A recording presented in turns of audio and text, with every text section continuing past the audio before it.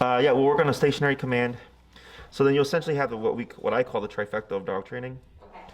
which is we have the walk with me, don't pull, come to me when I call you, and then the go here, don't move. Okay, to put it simply. It's okay. It's just Wrinkles. It's just a day with Wrinkles.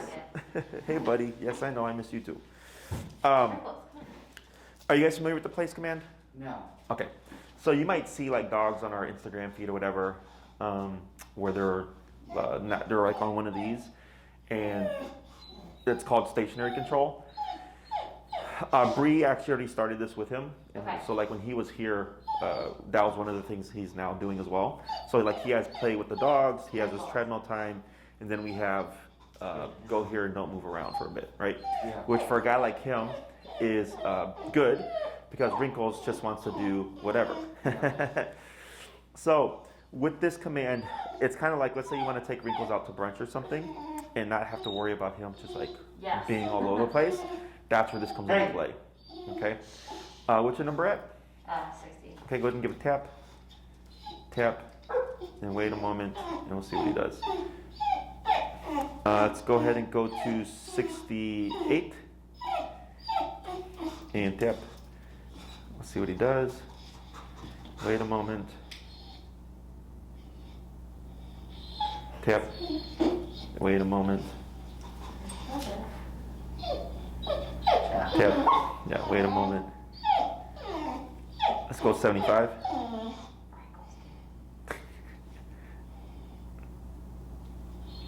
Tap. And then wait a moment. Yep. Let's see what he does. Tap. It's okay. Wait a moment. Tap. Wait a moment. Tap. Tap. Right. So, yeah. If we'll see how he does here, but it's probably going to be maybe a little bit higher. So with this, the reason why I opt for place is because it's a bit more lenient. It's not as strict as the down or the sit. So if you down Wrinkles, he'd have to be in that position. With this, it's just go here and don't move off of it. He can sit, stand, lay down. I don't care. Just don't step off of the area. So if you do take him out to brunch, if you down him, so the client I just had right before you, he had downed his dog during dinner, and he had to like sit there with the remote the whole time, right? Which is correct. Yeah. And I was like, because you have to be able to reinforce the behavior right away. But with this, I don't care if he moves, just don't step off of it. So it allows you to be more relaxed, and you can actually enjoy that brunch and not have to worry about correcting Wrinkles. Exactly. Okay. So it's a very simple concept. What we're going to do here is we're going to start about a foot away, so like 1 square. Okay. And you'll be like this. You'll have a shorter leash.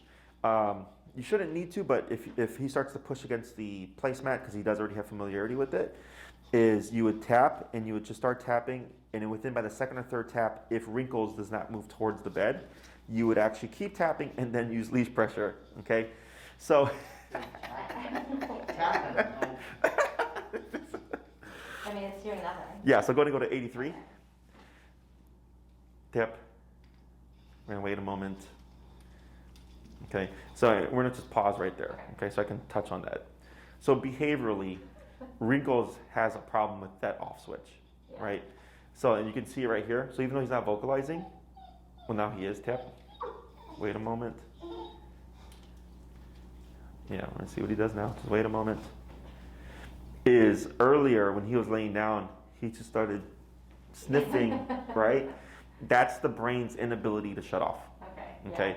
So then you kept going up. We thought it was 75, but it wasn't 75, because if it was, that wouldn't have happened. Yeah. Okay. Now at 83, he's placed himself next to you, and what he would do within the next 5 minutes would tell me, did 83 work, right? So a little bit of vocalization here. And if it starts to increase, I would correct him. But like, let's say he ends up resting and like falling asleep for the next 5 minutes or whatever. What does that tell us?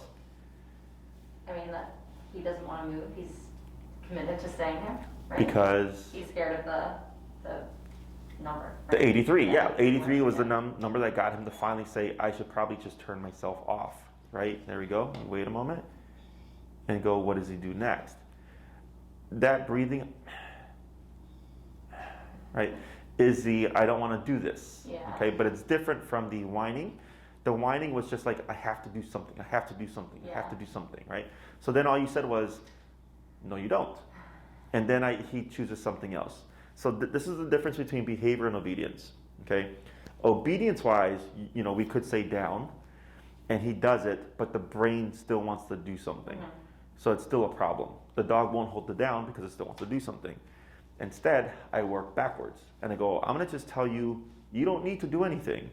And I'm gonna keep escalating that number until eventually you decide, not worth my time. Not worth it, yeah. Yep. So then, because people tend to really focus on obedience, which yes, that's important, but typically people approach obedience to fix behavior. Does that make sense? Mm-hmm. So if I have someone who tells me, man, Jesse, my dog just does not know how to settle down. They need to learn how to sit. I go, so is your dog gonna sit for 24 hours so that they don't move around? Right. Or I just teach the dog, you don't move around, which is just correct them every time they move around. So then he goes, if I can't do this, I can't sniff, I can't get up, I can't whine, I can't army crawl. All that's left is that he lays down at your feet, Yeah. right? So that's how right now that 83, and if you look at the last 4 classes that we had, what number were you at? We were in the mid-60s between or 70 70s, to yeah. 80, yeah. So Yeah. from what I know of Wrinkles in adolescence, it's been around that high 70s, 80s range, Yeah. right? So what I would do now, because this is now going, 6, 7-ish weeks into training, is I'm just operating around that range as opposed to going down to 50, 60, Yeah. because then you're creating a window for him. Yeah. So like, let's say you do your walks and you start at 50, but then you always end up at 80. Yeah. He will be a brat until you get to Until you 80. get there. And that's what happens. Yes. Like we start at 50, 55, and then we're like, all right, well, Yeah, no, you've done enough homework and Yeah. research to Yeah. know yeah. it's just in that range Yeah. of 80s. That's So now when you start your walks, I would already be at 80, and what you're gonna start noticing is like, oh wow, Wrinkles is perfect Yeah. from the get-go. Yeah. And then it starts becoming, wow, we haven't had to use the remote as much anymore because you were starting at 80. So there's no window for him to be a brat. Does that make sense? Yeah. You got to use it less because the expectation is in his mind. Too. Yes. Yeah, and he's thinking, oh wow, there's no more wiggle room. It's 80 off the go, so if I want to avoid the 80, I'm just going to behave myself Got it. immediately on that walk, okay? Yeah. Makes sense. Yeah, and that's how this process works. Ideally, I'd like for it to be lower. Yeah. Wrinkles is an outlier, okay? And it's expected with these kinds of breeds, bulldogs, bull terriers, pit bulls, Rotties, Cane Corsos, all these big power breeds. It's whenever I get a dog in this range, it's typically that type of dog, okay? So it's nothing to do with like, anything with you guys or anything like that. It's just that's how Wrinkles is built, Yeah. okay? So questions on that? No, that makes sense. We'll do that. Okay, so now, and let me know, how that works for you, Yeah. but I'm positive Yeah. if It makes that's sense. his We usually range. end up there anyway. So. Yes, that's what I makes sense. figured, yeah. Yeah. So- I start at 70 and she starts at like. I give him like 55, 55, and then he's and always like walking she's like, at he's me. so good with you. I was like, because when I say Yeah. heel, I hit him right when we start. Mhm. Like I don't wait for him to decide. I just do it. Make it happen. And then Yeah. he's like right there. Yes, And he gets off course, of course, he's a dog, but like it's more consistent. sure. Now going back to that statement, he gets off course, of course, because he's a dog, Yeah. okay, is super common. Yes, he is a dog, but he can still be, a dog will be 100% consistent if the owner is 100% consistent, right? Right. So if I had Wrinkles, and you're like, how does he do for you? Does he ever stray? Because he does it once or twice on my walk. I'm like, he doesn't do anything on my walk. And you're like, well, what's the difference? I'm like, well, what's your number? He goes 70, mine's 80. Yeah. That 10 level jump is what gets me 0 of the, Got and then also because we excuse things. Because, we're thinking, especially like if you're doing positive only training, and I just made a post about this recently, is positive only training has created, tap here, has created a very low expectation for dogs, okay? And I mean, wait a moment. Yeah, let him process that. Wait a moment. It's okay, just wait a moment. This is him trying to just figure out like, what am I supposed to do instead? There it is, okay? And we're not gonna praise here. is it's created a very low ceiling for what people expect, right? They think their dog can't heel. Tap now. Now wait a moment. It's okay. Or a trainer will tell someone it'll take you years before your dog can heel with a loose leash. I go, it takes literally 15 to 30 minutes when you have the tap. Yep. Wait a moment. When you have the right approach. Tap. It's okay. Wait a moment. And then, but you said he keeps looking at you with those eyes, like he's trying to play you so hard. I know. And earlier, because you tapped him, the first tap that you did right here, after that gap of time, right? And what I put him on a 5-minute time frame, and what happened like 5 minutes, and he started like doing that, right? Is you actually pet him. Oh yeah. And that negates everything else, right? So you're not being mean. Right? But it feels like we're being mean because we feel bad. Yeah. But that's what tells them, like, I really don't want to do this, buddy. Right? Like, just please behave yourself. Don't make me do this. And he's like, well, if you don't want to do it, this isn't really real. Right. Does that make sense? Yeah. Because any other dog would just be like, boom, cut the crap. Makes sense, Kate? I know. Yeah. And the other thing is, like, people get dogs for companionship. Yeah. And tap. Wait a moment. That was funny. Tap. Wait a moment. Right. So what you're doing is you're stopping certain decisions and say that's not the right decision. This is the right decision. Okay? And this is with no words, no direction. Right? It's just don't do that. Tap. Wait a moment. Wait a moment. It's okay. Let him process here. See what he does. Wait a moment. Yeah. Okay. So, we get dogs for companionship, but so the way this works is you can't be an authority figure and a friend at the same time. You have to be one or the other, right? Yeah, or like cops. Yeah. Cops aren't here to be our friends. They're here to reinforce the law, right? And if they did too many things that kind of softened their presence, people wouldn't take cops seriously. Mm-hmm. Or like school. Like I had a teacher. It was my music teacher, and I took the class seriously because I really wanted to learn about music, but nobody in the class did. So they would literally tell each other and yell answers across the room during tests and stuff, and nobody respected her. And she'd call the dean would come in, and he'd like scold everybody, and then people would, the kids would listen for that class, but the next class they would reset, and they wouldn't listen to her anymore because she didn't have that presence, right? So people or students would just walk all over her, right? Yeah, no, it's sad, but it's a great example for people because even as kids, like we were juniors in high school. Yeah, you can pick up on that. Yep. And without that dean present to reinforce, like, hey, there's consequence, or you better respect this teacher, it meant nothing, right? So here, if you're practicing more buddy affection type stuff, it makes this harder for that person because he's like, but you cuddle me all day, or you give me treats all the time, or you just baby me or whatever, right? And that's where we get inconsistencies. So what I tell everybody is, I don't care about the affection, it's fine, right? But I just make the dog work for it, So if he's doing a good job with the heel or on the recall and stuff, and I praise him, I save my affection for those things. I make the dog work for it. As opposed to, oh, look at that wrinkly face, I just want to squish it, right? And you can, I get it, like people want to have both, but if you're practicing more of one than the other, you're going to struggle. So I would rather practice more authority stuff, do this, don't do that, consequence and all that, and then using my affection for when he does a good job. And then you'll find that you have to do less of this. Because now you're having to compensate, right? Now you're having to be harsher to get him to be finally settled down, right? And it's really because of that component, okay? So, and then the other part of it is I get clients who say like, Jesse, I really need this. This is for me. I want to give my dog this affection and stuff. I go, that's fine, but just understand the trade-off is your dog is not going to listen that well. And you're going to have to compensate. And I go, your dog, your house, your rules. I'm just giving you the info. If you choose to opt for that, that's perfectly fine. I don't care. But don't put it on me, Ricky Bobby, when it doesn't work out. Okay? So, very good. But yeah, you can see the difference now. That because you were very consistent with the things that you didn't want him to do, and you just kept it at the 83. And just to make it more clear for you, if he got up and walked away, that would be something we don't want. I just remoted it. And then you give gap of time. To let him figure it out. Exactly, and then you wait for the next decision. So then if he starts to sniff something else, I correct that. He goes, nope, not that either. And all that leaves him with is, This works, Yes, yeah, yeah. yeah. okay? The ultimate goal. Yes, just to keep him chill. And Wrinkles becomes what you allow him to do. If for Wrinkles, it's sure be a tank and sure do the zoomies and just jump in it, like not have awareness of things and all that stuff. He becomes that kind of dog.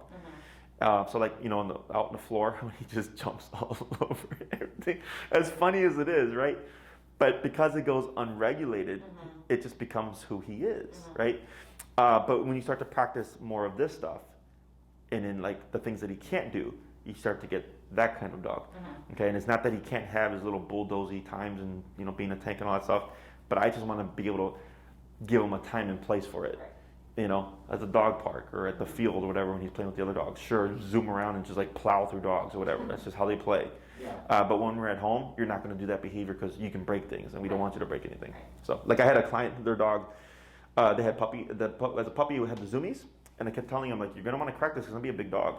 And then I was like, it's going to potentially break something. And like ended up knocking into the guy's huge $2,000 TV or whatever. Broke it. God.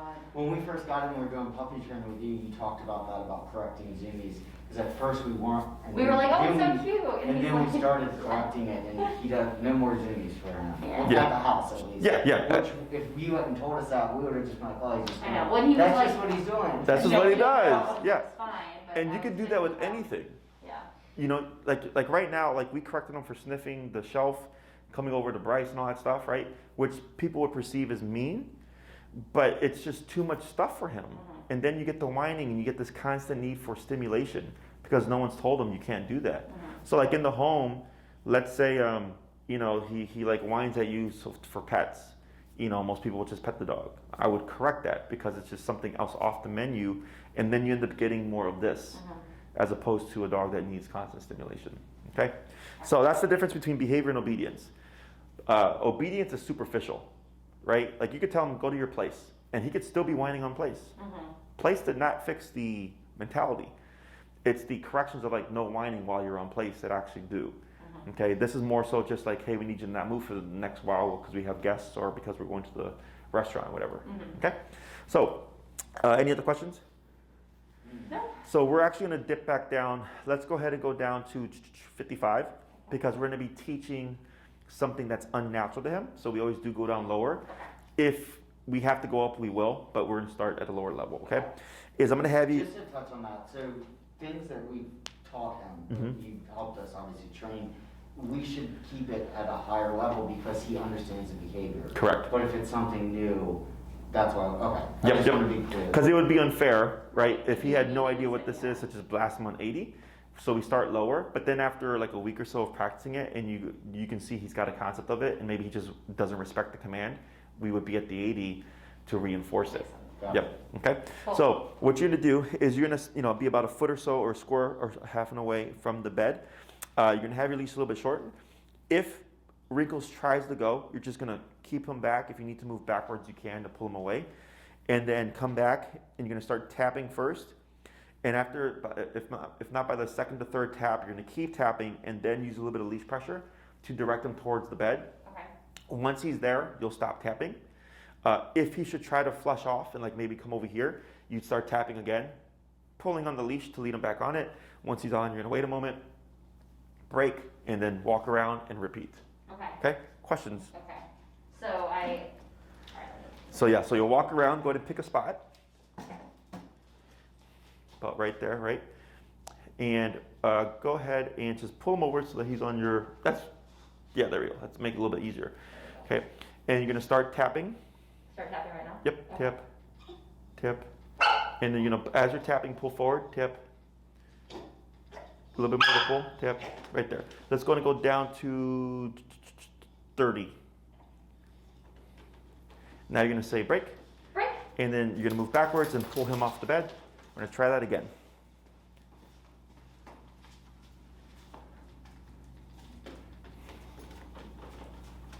Now when you do the next one, I'm gonna have you stand still and use the tapping with Okay. the leash tension. Got it. So don't move. Yeah, so that because I want to make sure that the tapping itself is what's getting Getting Wrinkles to the go and not the momentum of the movement. Okay. Okay? Break.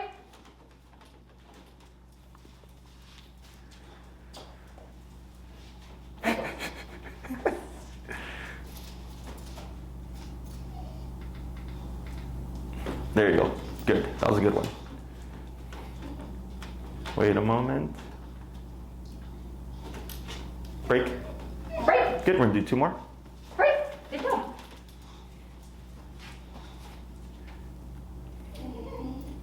Wrinkles, come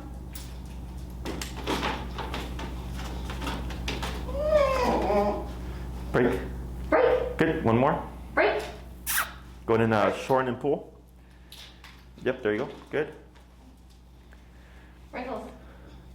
And tap, tap, tap, and then a bit direction towards the bed. Tap, like that.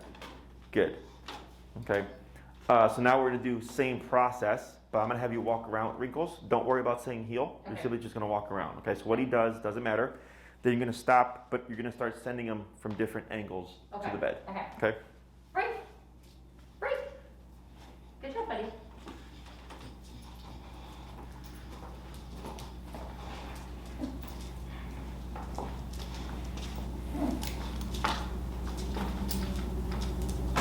Good. Break. Good. 4 more. Break. Come on. There he goes. Attaboy. Good. Wrinkles, come on.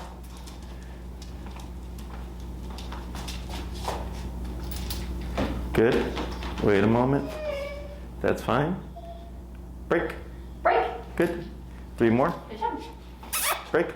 There you go. Attaboy. Good.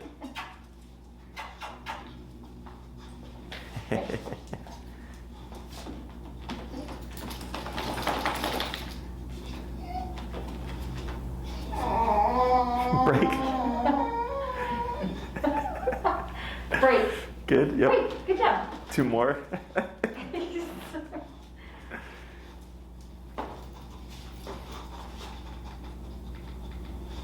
Good. Let's try bumping them. You're at 30, great. Yeah. Let's go 40. Break.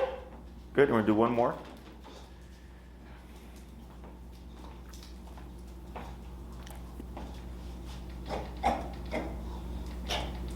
There he goes. Good. Wait a moment. Good. So, same concept, but now you're going to send about 3 squares back. Okay. And when you do this, again, you're going to keep yourself planted. What you may need to do is choke up as you're tapping to give yourself more directional leverage to guide him, okay? If it's too far for him to figure it Okay. out. Wrinkles, break. Break.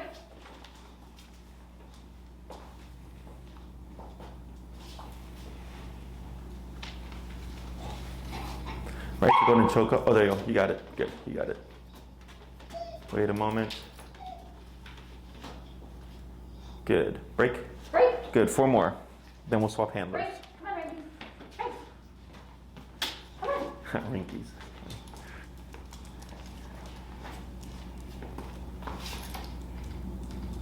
Good.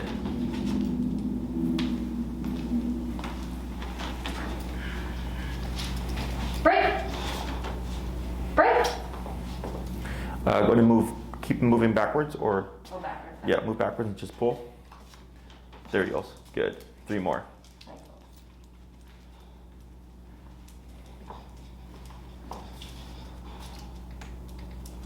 Good. That was a good one.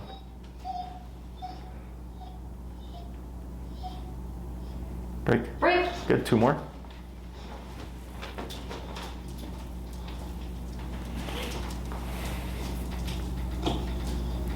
There you go. Better. Good job, buddy. Break. Good. Break. Come on. Come on, buddy. Pull, pull, pull. Come on. Pull, pull. There he goes. Attaboy. Now, on this last one, when you send them, we're going to keep them on place, and then we're going to swap handlers. Okay. Perfect. Very good. Yep. So go ahead and hand them over. Actually, we're going to pause right there for a quick second. So that whining Yeah. and that that happened earlier is because for a guy like him, he does not want to sit still, right? This kind of stuff is really good.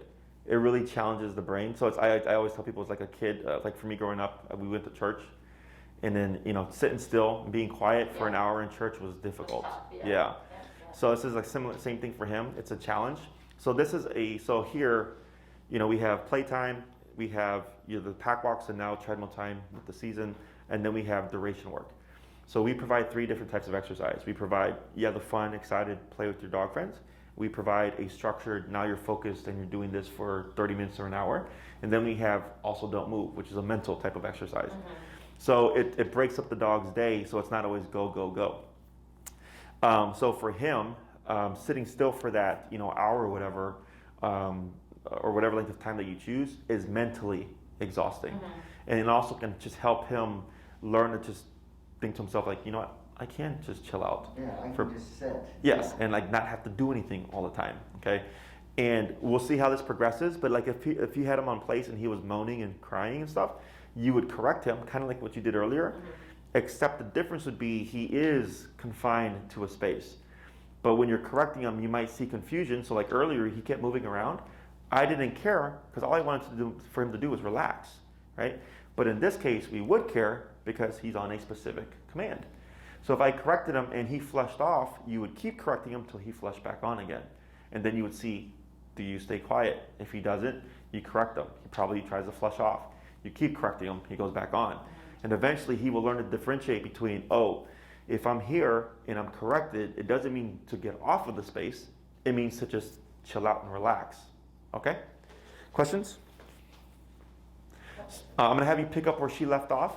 So you're going to cue the break, and you'll stop about 2 to 3 squares back. No words, just a tapping first, and if he doesn't go, using the leash pressure.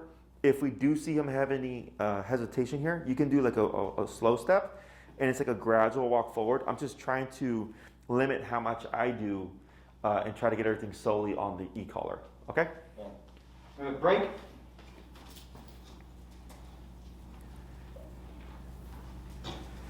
Good.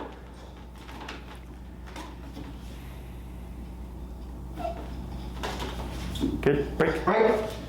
Break. Good. 4 more.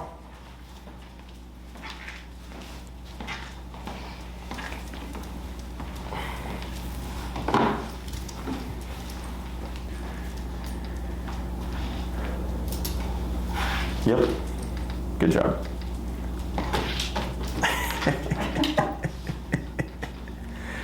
Good. Break. 3 more. Yeah, you've been a needy boy since day 1, I remember.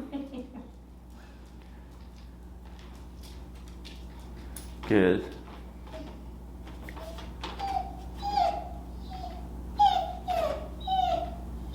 I think we may have lost contact. You're at 40, right? Yeah. Let's try like 48.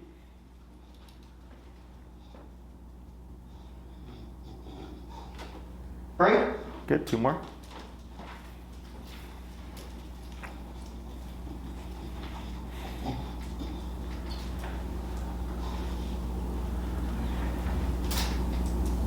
There you go. Good. Break. Good. 1 more.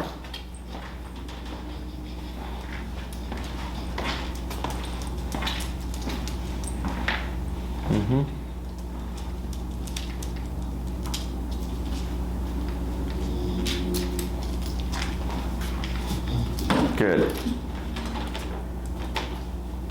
Excellent. So now what we're going to do is same process, but now after you've sent Wrinkles, he's going to stay put and you're just going to do a walk around. Okay? Leash in hand. Leash in hand. And then as you're walking, should Wrinkles break off of place, you'll just stop moving, start tapping, correct them, and then try to complete another lap. We're going to break.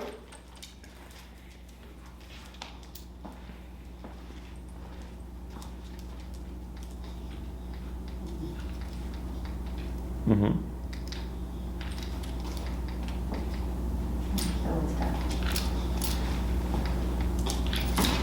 Good.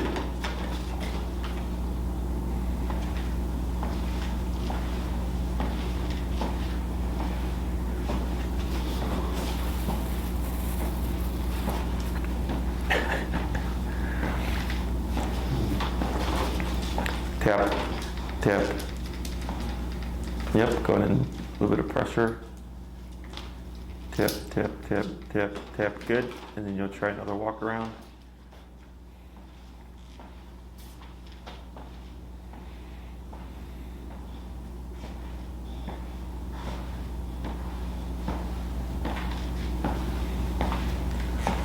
Good. Break. The little clap. Yeah. Do 4 more.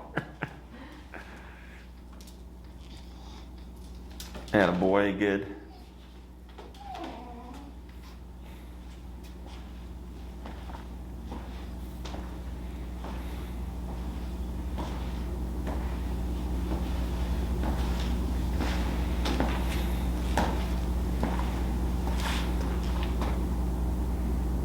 Break.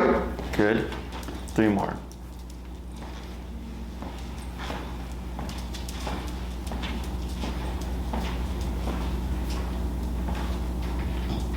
There, that was a good one.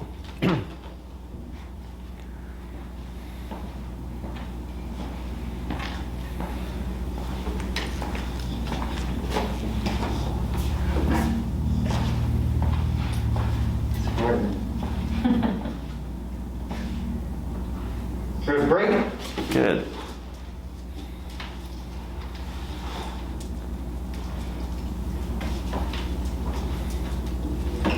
Good.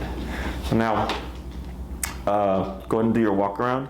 And then for what we're gonna start doing here is adding the word place. Or if you wanna use like go to your bed or something. But you're gonna give the phrase first, and then you're gonna start tapping. And then if he doesn't respond by the second or third tap, then you're gonna leash pull. Okay. Okay? So you want me to start, Yeah. break them all first and then start the command? Correct. Okay. Let's break, break, break, There he goes, yep. break. Yeah, boy. Bring us place. There you go, good. Good.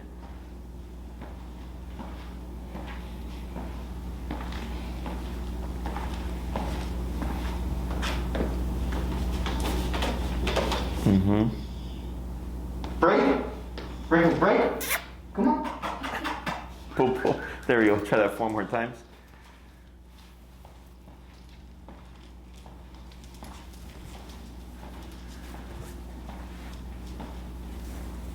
Bring us place. I didn't even tap him. Good.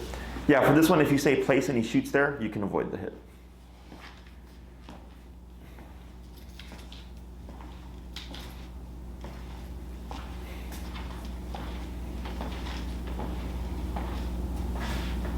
Break, break. Come on, come on, come on.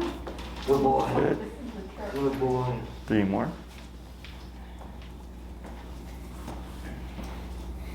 There goes place. Good.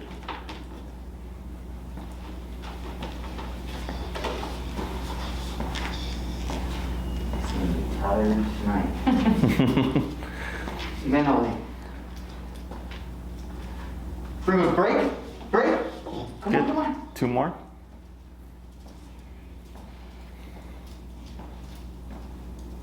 There goes place. Good.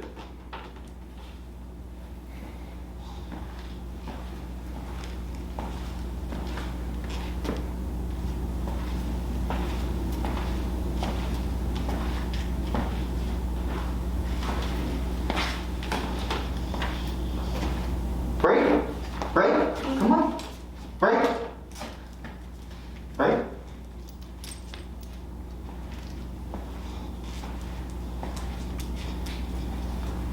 There goes place.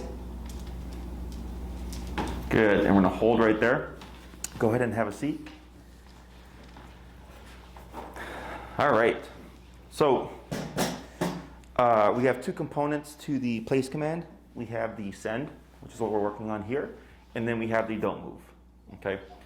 And for practicing the send, if you each did like a 2 to 3 minute session with him within the home, that'd be fine. And once you feel like he's kind of mastered it, and when you say place, he just goes there, I don't worry about practicing anymore. I just go to application. Okay, go ahead and tap. Questions so far about any of the stuff that we just did? Should we have, when we're practicing at home, should we have a dedicated Like space. space To send or, them? thing each time, or can we do it with different, setups? So you can use a number of different things.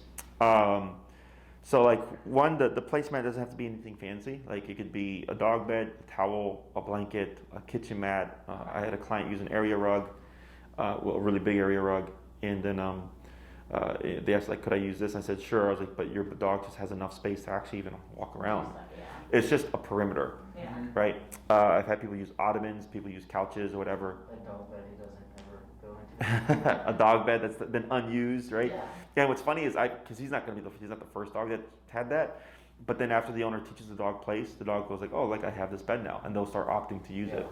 So, and like I've had clients, they'll have like a dog bed in the living room, and they'll use the kitchen mat in the kitchen, and they'll use like another bed in the dining room or whatever, right?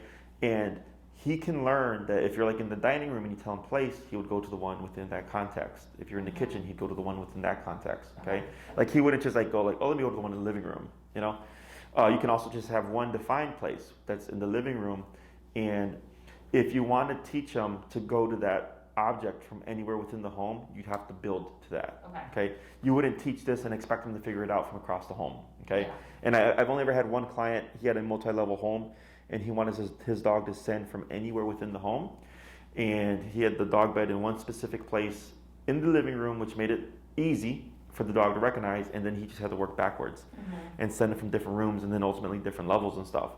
So he could be upstairs and say place, and the dog would just shoot downstairs and then go to the placemat there. Okay. Most people, in terms of how far they can send them, the standard is like 4 to 6 feet.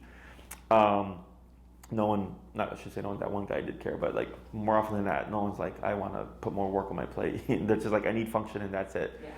Yeah. In terms of duration, you decide what's applicable to you.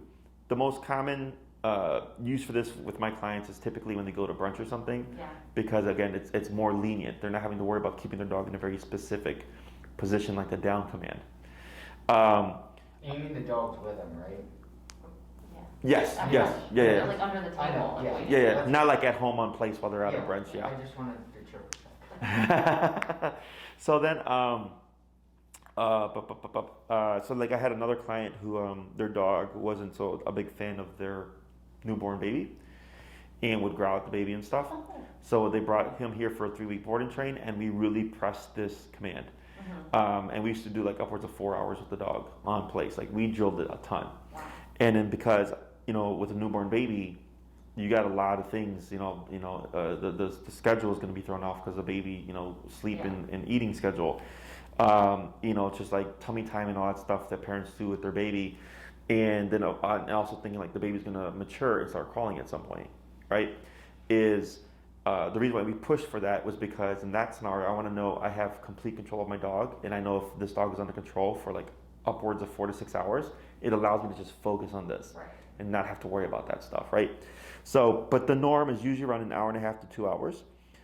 So, in the meantime, because unfortunately with eating out and all that stuff, I don't know how it's going to work out with the winter and things get colder, is when we practice place within the home, if you're trying to build to like an outside setting, I push for a longer time inside because there's not as much stimuli. So you make the command more difficult, especially for a guy like him, by requiring him to sit still for a longer period of time. So if it's like, when we go on brunch, it's 1 hour to 1.5 hours, Right. then instead I would do like a 2 to 2.5 hour place within the home. Okay. So you kind of just compensating for that difficulty, because at the restaurant there's going to be food, there's going to be people dogs. cooing at them, other Yeah. dogs, the waiter walking up and all that stuff. Yeah. There's going to be a lot more going on. So you'll still have to do corrections to a degree, but you have already had a very good foundation that you're just making it. It's easier in the sense that it's less time at the restaurant, but it's going to be more difficult in the sense of environment. Okay, which at that point I would just end up 83 or whatever, and it'd be a real quick solution to all that stuff there. Okay, there's no limit to how much you can practice this because it's not redundant. So the sending exercise that we do, 2 to 3 minutes, one apiece, you're good, because you start to build frustration. So that's why he didn't want to get off the placemat towards the end, because he's like, you're going to send me here again, and I'm going to get remoted, so why don't I just like not move?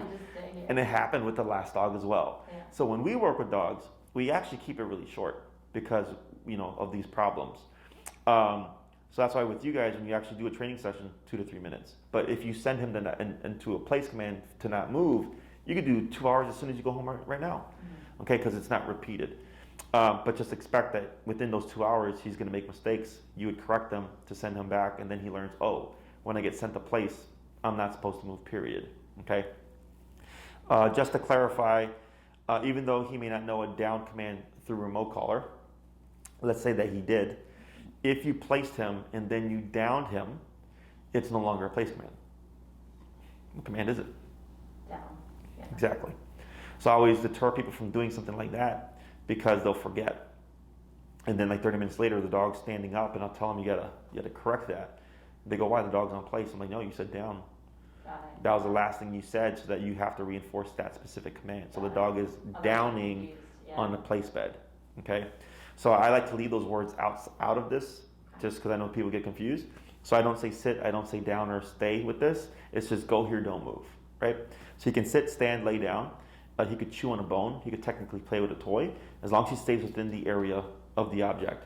So like my Pitty, when she was growing up, when she was a puppy, like I'd give her a bone, and they would roll off. And then like she'd start crying. And I would look and like, oh, because you can't leave that, so you're crying a signal to me. But then she started doing it on purpose. And she would just like throw the bone off. So I would go get it, and that became a game for her, okay? So like that can happen. What we want to look for here, so like right now, Wrinkles is in a resting state. But like let's say you start to see like, kind of like earlier, right, that he started doing with that command. Is you'd want to catch that right away, because that's him already telling you, hey, I'm thinking about sneaking off. So like my Pit, when she was a puppy, I remember one time I left, she was on place, and I came back in the room, and she was on the bed with like this, with one toe on the bed, and then the rest of her body off the bed, right? So she knew I have to do something with this, with contact, and she was playing that boundary. So I of course corrected her, because it has to be all fours within that space. If he falls asleep and he's half on the bed, half off the bed, but he's knocked out, it's like whatever, right? Yeah. But if you see like he's gradually doing it, that's him thinking about like, I want to get off of this, okay? So you would want to correct that.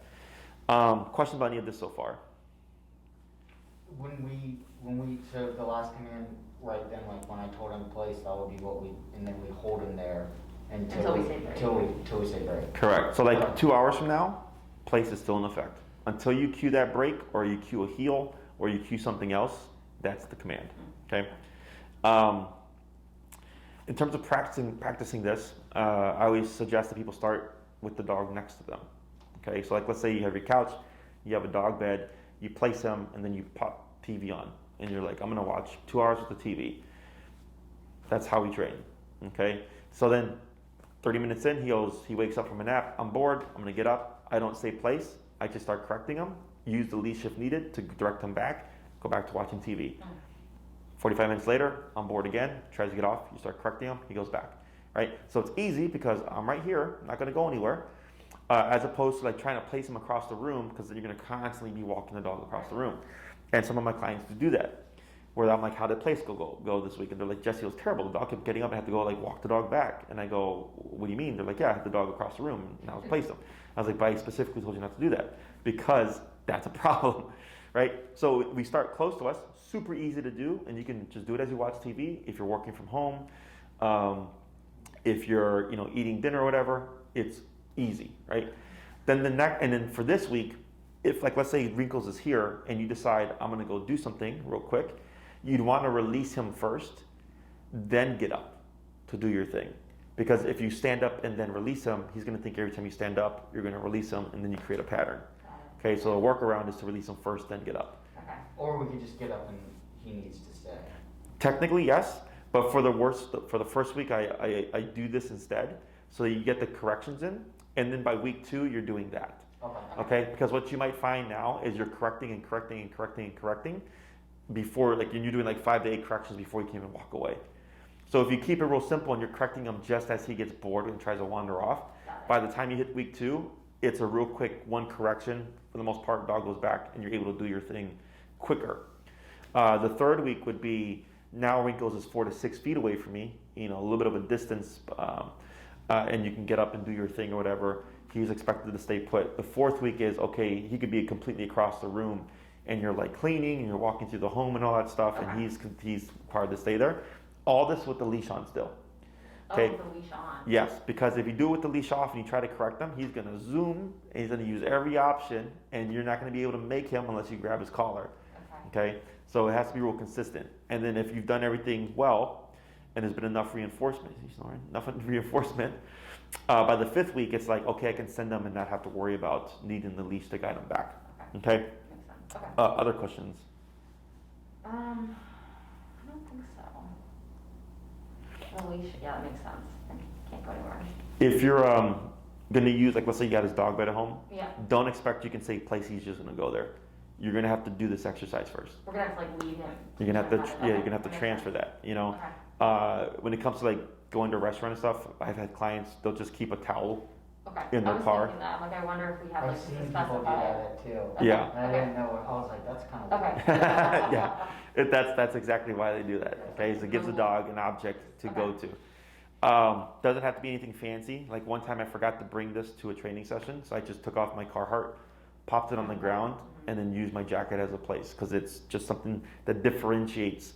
This space versus another, yeah. Exactly. That Okay. makes sense. Okay. Um, That's a blanket or something. Let me think here. You can have one place for the home, and you can just move it around the different rooms as needed, or you can have one specific place for each room.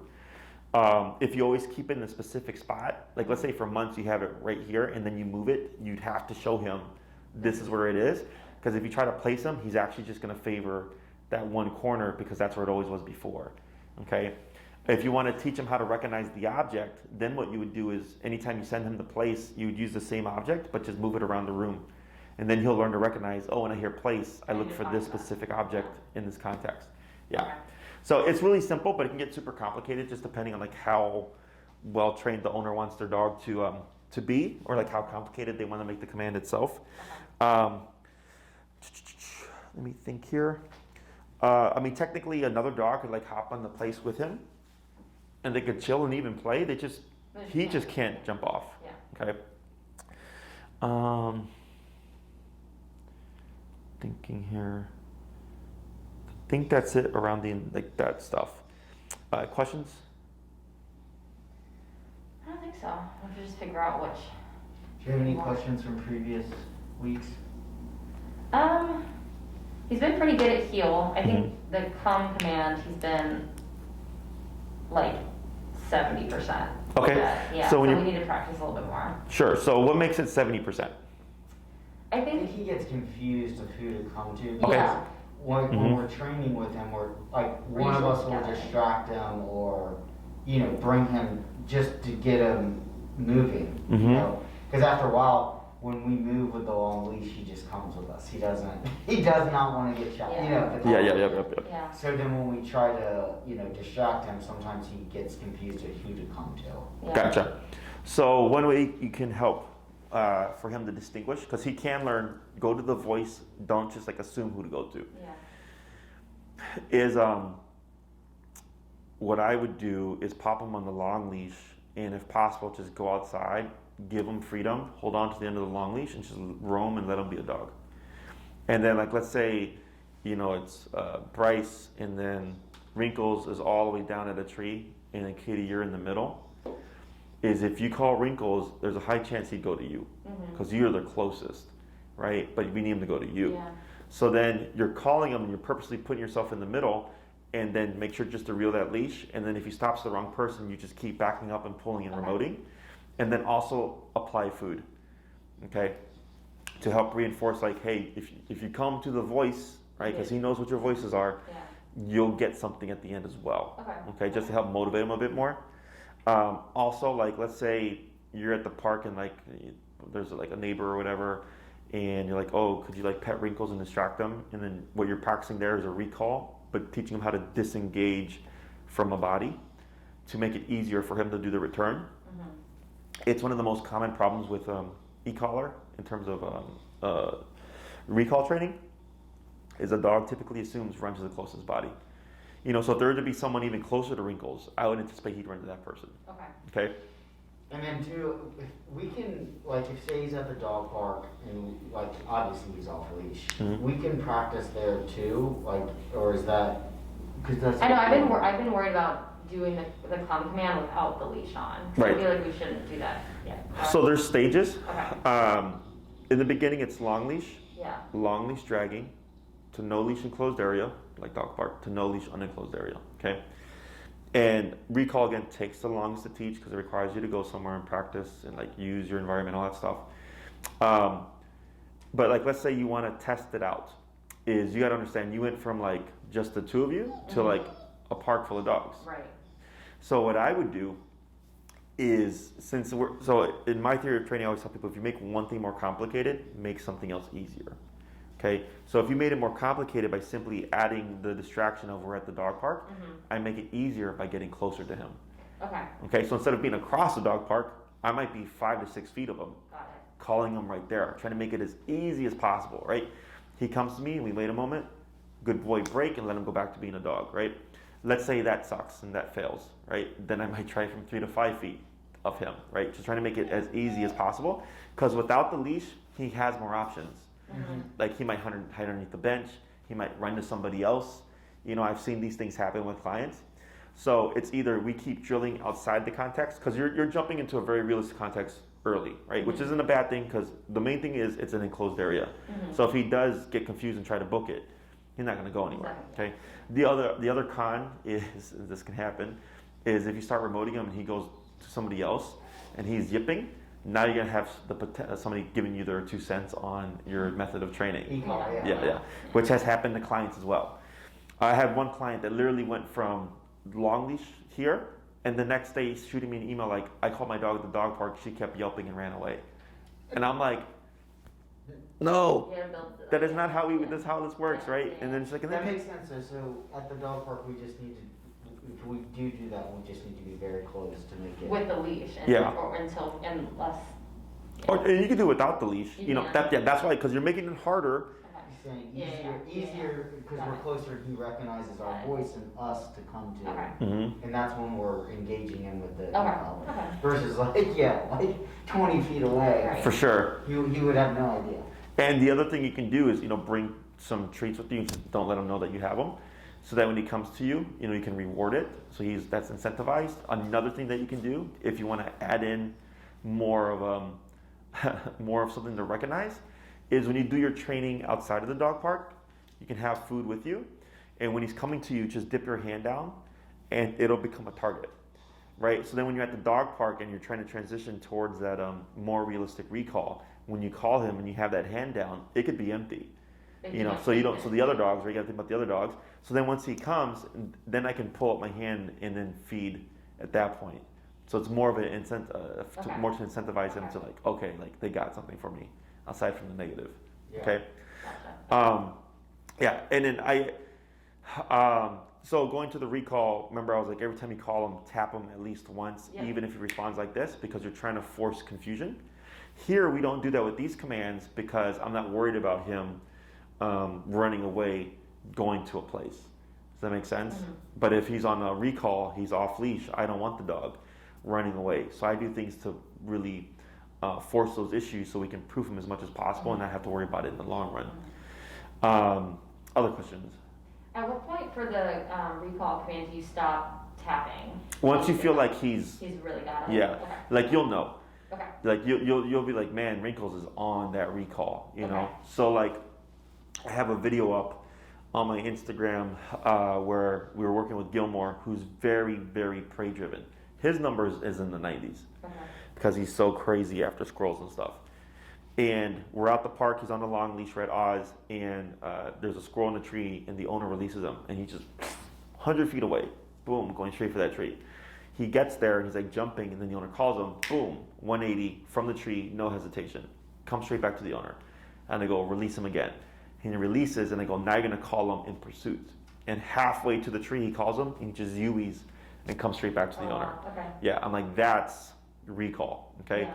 So, and all they did was use their environment. because their dog has such great prey drive. You know, they just walked along the lakefront where there's tons of squirrels, Right. and they were just drilling it for weeks. And then we just built it towards the long leash dragging, dog even further away. So the next stage is, okay, no leash now, and you're practicing that same level of obedience. Okay, so you'll know, you know, if you're being realistic with yourself and saying like, you know what, we've only practiced it with each other.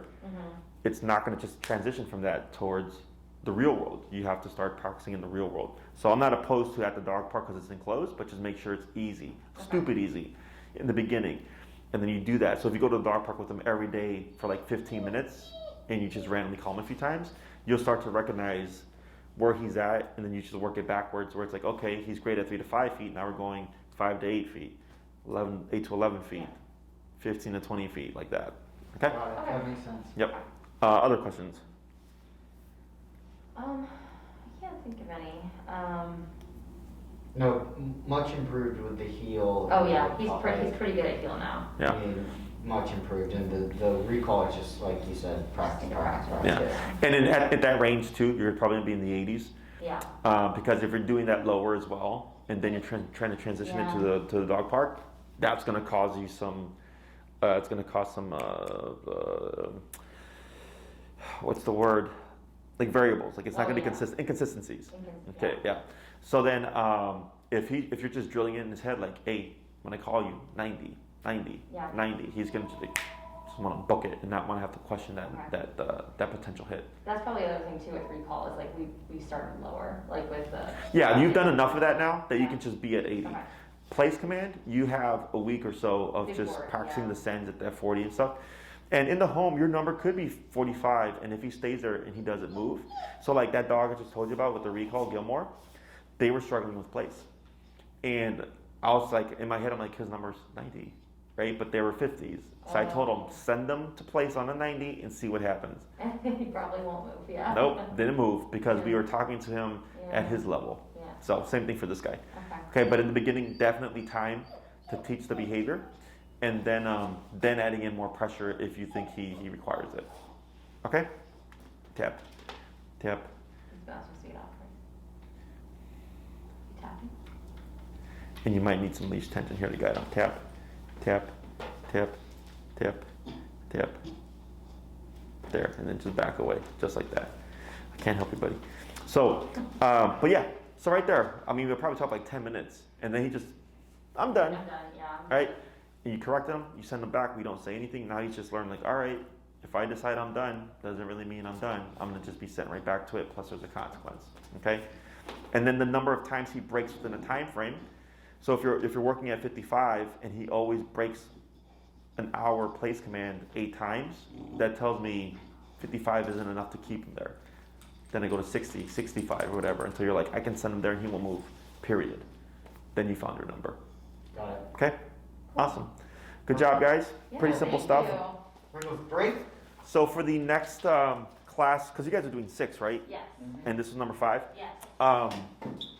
The 6 class is typically like an overview, like just to make sure everything's correct. If you feel pretty solid on all the stuff that you've learned, you could also just come in and say like, hey Jesse, we want to learn, sitting down, or we want to learn stay or whatever. Okay. And we'll cover something new.